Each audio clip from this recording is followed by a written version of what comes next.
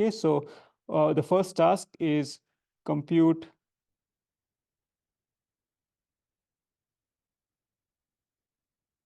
principal stresses. And so let's say that the stresses are sigma A, sigma B, and sigma C. Then you have to rearrange in descending order. So let's say that sigma 1. So find the max, make it sigma 1. Find the next one, make it sigma 2. And find the lowest one, make it sigma 3. Okay.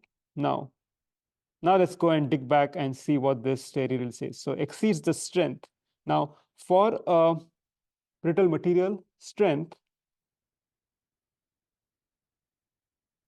has it has two values. One is there's a maximum strength in tension, tensile strength.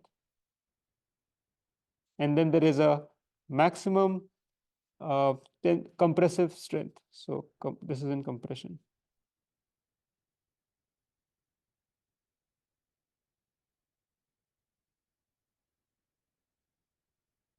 So that's the strength. Now let's come to this part. It says failure occurs when one of the principal stresses. What the one of the means is you need to check both these conditions, the maximum tensile and maximum compressive. So sigma 1 is, let's say if sigma 1 is greater than 0, right? If sigma 1 is greater than 0, then check sigma 1 is greater than equal to SUT.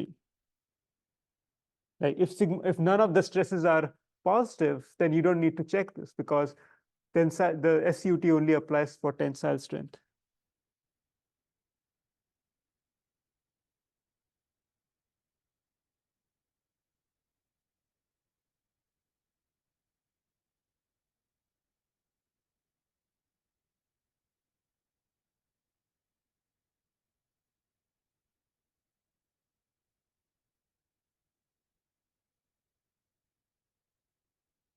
If this is the case, then clearly it will fail, right?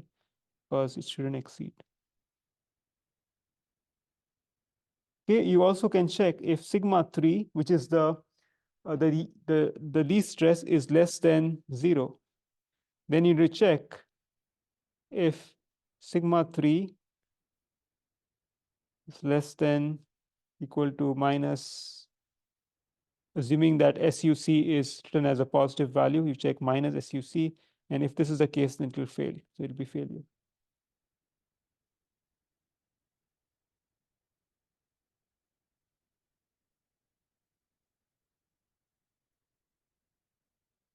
So the equals or exceeds is basically these conditions.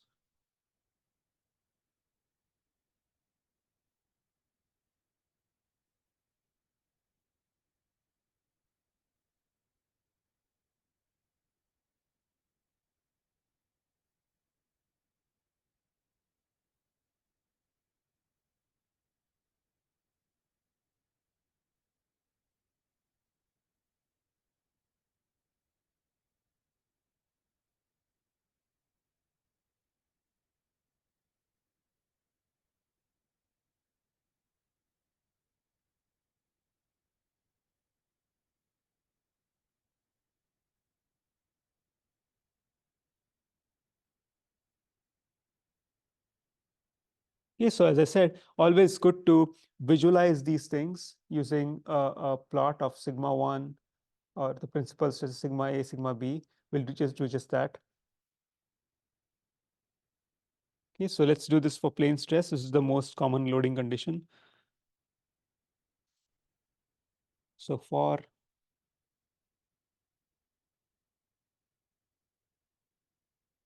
plane stress, we would have sigma A, sigma B, which comes from well, let me just put for sorry, for plane stress, sigma A, sigma B, and the third stress is always 0. So we arrange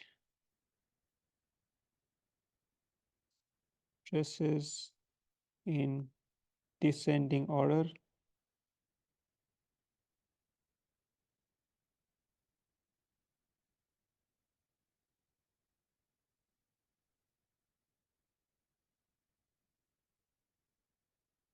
Okay.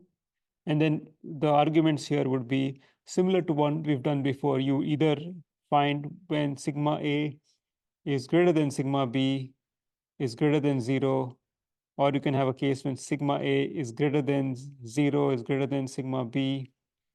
You could also have another condition similar to this, which would be sigma B is greater than sigma A is greater than 0, or you could have sigma B is greater than 0. So for those conditions, the first two,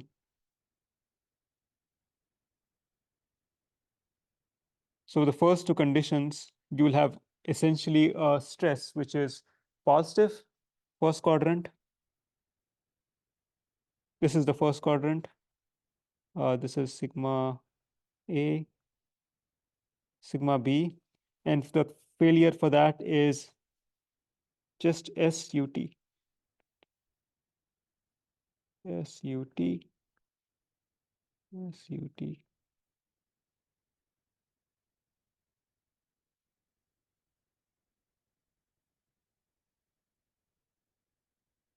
For this case, you'll be in the second or in the fourth quadrant.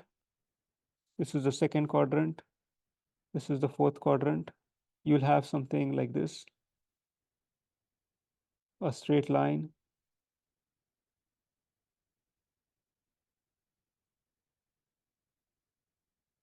SUC minus SUC, and I completely forgot to put the one in the third quadrant. The third quadrant, we would have 0 is greater than sigma A is greater than sigma B, or you would have 0 is greater than sigma B is greater than sigma A. Let's skip the equal to sign. So this would be in the third quadrant. In this case, it's only going to be based on SUC, so it'll be. So I'm not going through what calculations come in when you get this figure, but I've done this several times now for ductile materials, it's the same thing. So anything in this area, this hexagon, which is not doesn't have equal sides, it's not a regular hexagon, is going to be safe.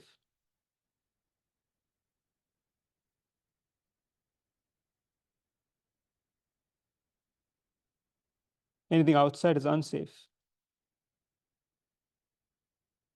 Safe.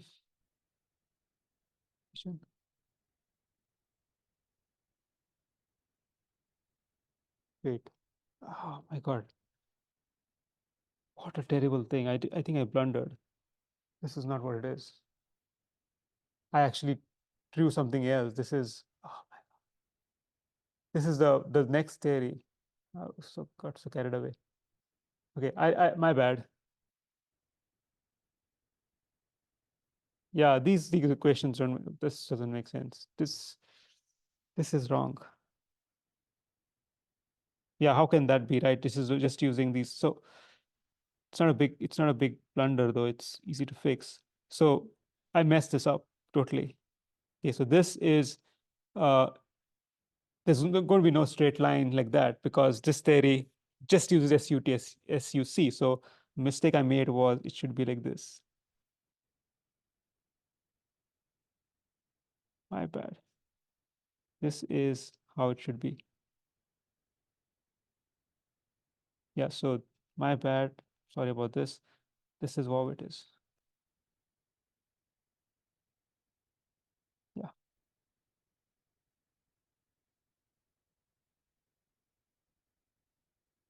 SUT. Yeah. This is the maximum normal stress theory. This is how it look.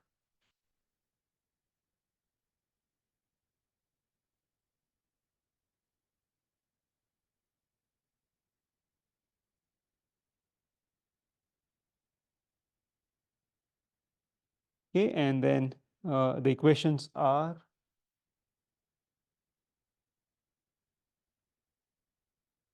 Okay, sigma A is greater than equal to SUT.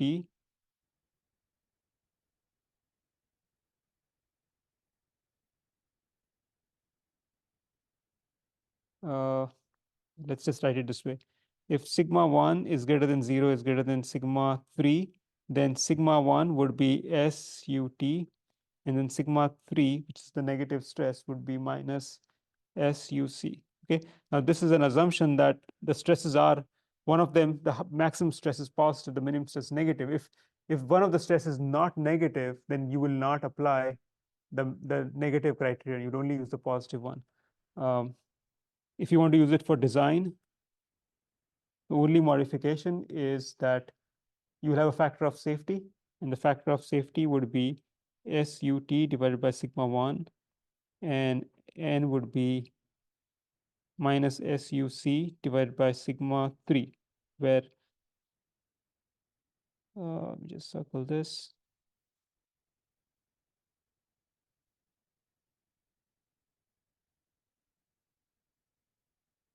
Okay, so the thing to remember is, again, it's only true when this is true. Okay, sigma 1 is positive, sigma 3 is negative. Do not apply this when, if you don't have a sigma 3 which is negative, you will not apply this. Or if you don't have a sigma 1 which is positive, you will not apply it. You'll only apply the right way, which is when you have a negative stress, apply the negative part. When positive stress, apply the positive one. Okay, so the mistake I made for the figure is the theory which is coming next, which is very similar to the ductile Coulomb-Mohr theory. So let's do that next. So the next theory is ductile Coulomb, brittle Coulomb-Mohr theory.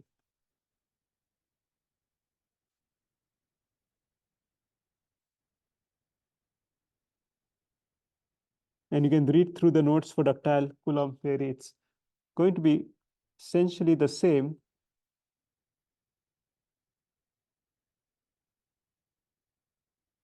SUT, if sigma A is greater than sigma B is greater than 0, that means that you have a stress which is positive and you want to apply the SUT to figure that out. You could have a case where both stresses are negative, in which case you'll use sigma B, which is the minimum stress now, is minus SUC. And then there's a case when one of them is positive and one of them is negative. In this case, the theory says you need to use this condition.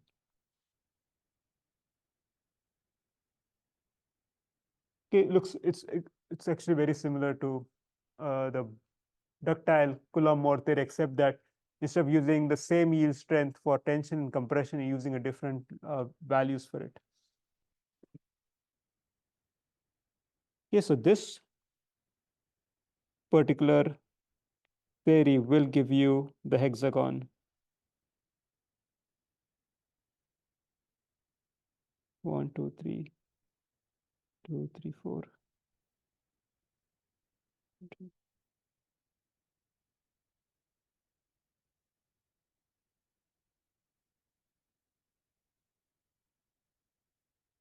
SUT.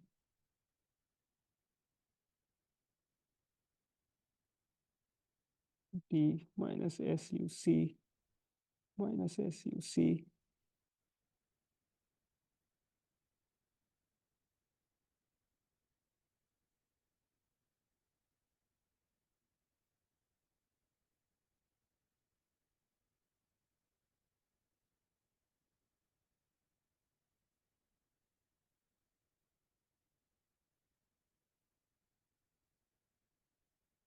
This is 1. This is the first quadrant. This equation will be in the third quadrant. This equation would be either in the second or the fourth quadrant.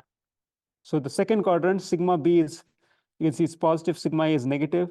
So this formula, you can also swap this. You could also have a condition where sigma B is greater than 0 is greater than sigma A. So, switching those will give you those 3 and 4. but this is second quadrant. This is the fourth quadrant. So maybe I should just write it down so it's very clear. So this is sigma A is positive. So this is the equation for fourth quadrant.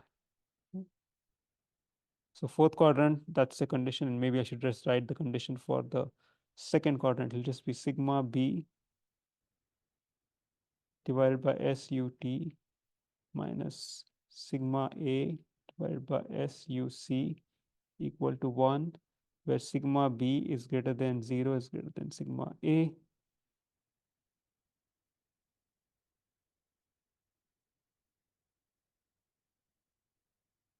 This is second quadrant because sigma B is positive and sigma A is negative. You can do some work here and make it look slightly better. Let's move it out. This down. Move this to the left. Okay, so we have all the four conditions and they map to this plane, and remember that there's no failure here. No failure if you are in the yellow region.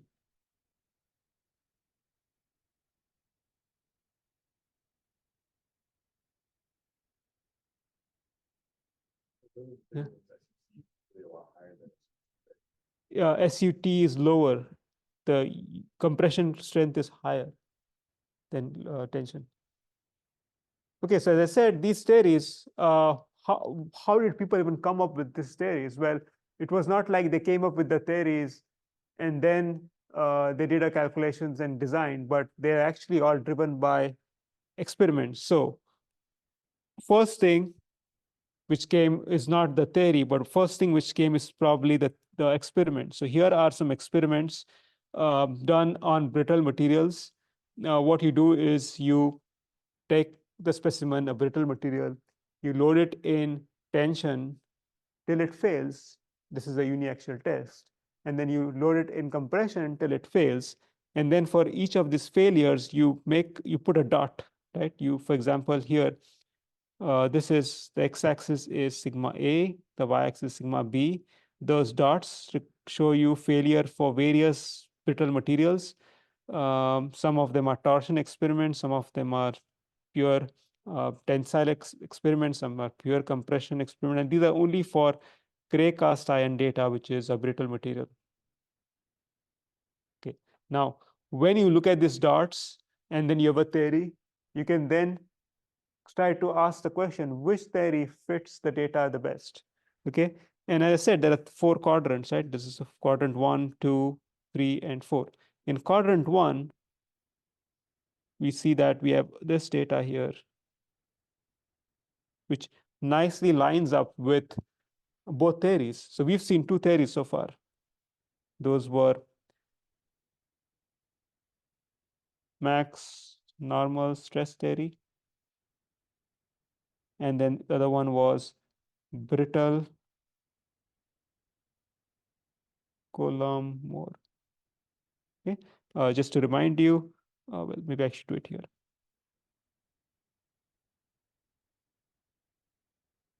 Take this and it's not going to let me do anything. Right. So I showed you the max normal stress, which looked like this.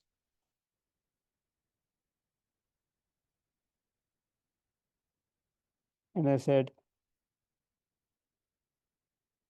brittle Coulomb-Mohr,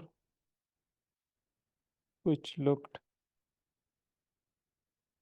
like this.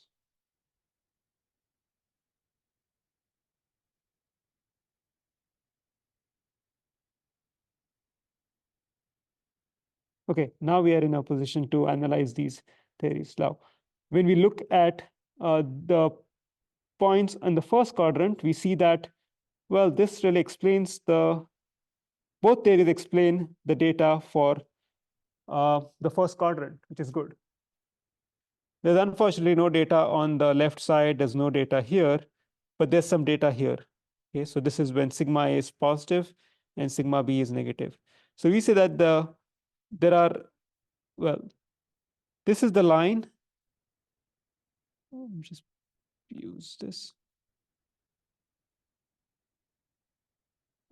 Okay, so here is the line for this theory, right? And then here is the line for this theory. Okay, we see that, well, some points, like these points, do actually fit with the maximum normal stress theory. But then these points,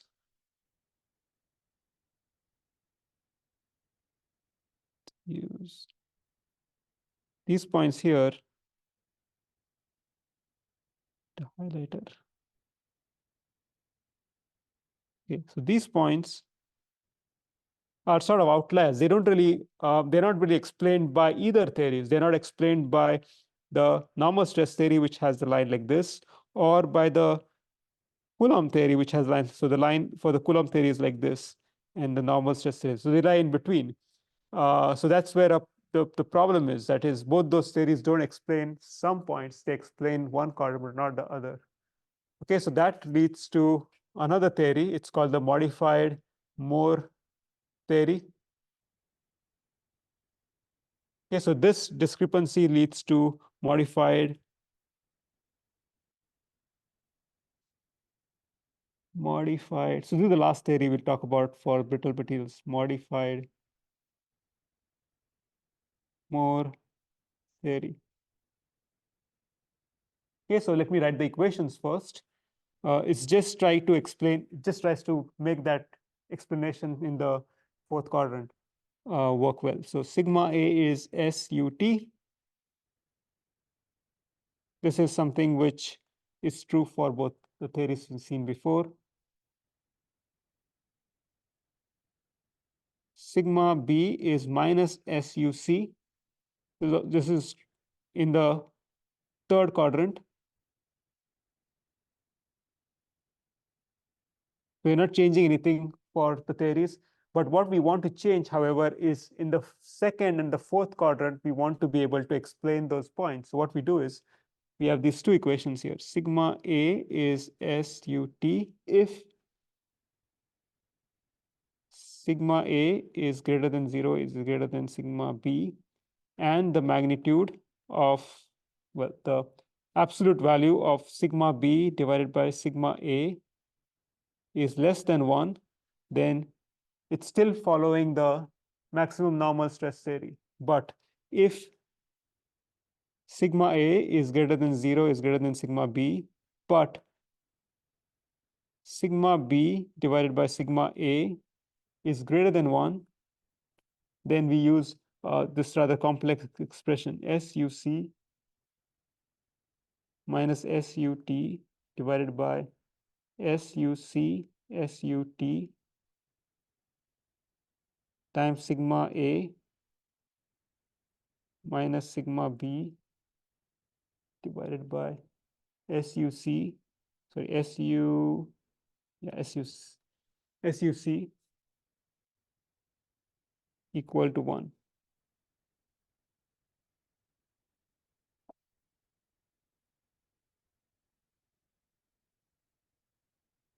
Okay, so what does this mean for the plot of sigma A versus sigma B?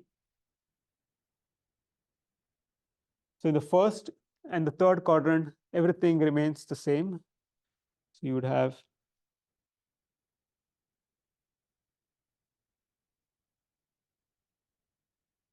one, two, three.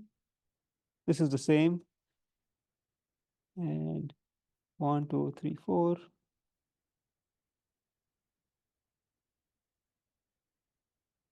SUT, SUT, minus SUC, minus SUC. Okay, so that's basically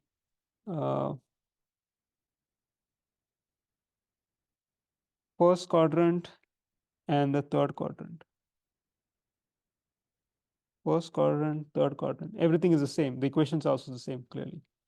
Now, What happens in the second and fourth is that the line will be modified. It will be something like this. It'll go down. This will be SUT. Again, it'll go down.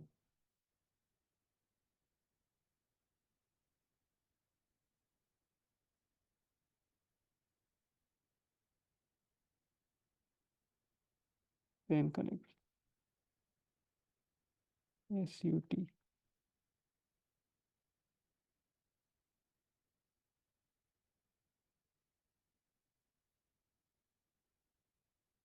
So this part,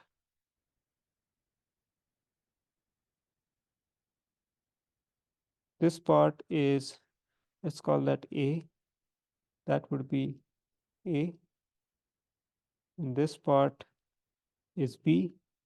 That is B.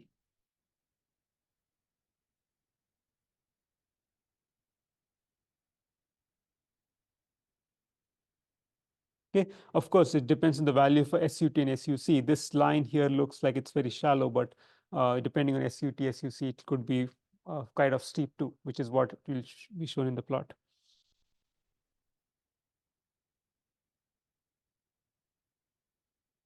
Okay, so with that, we can now see how this theory helps to explain some of those data points. So going back to here, now we have this new line which appeared,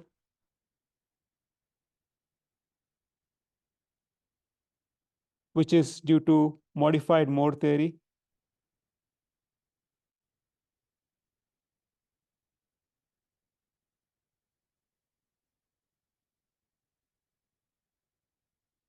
Okay.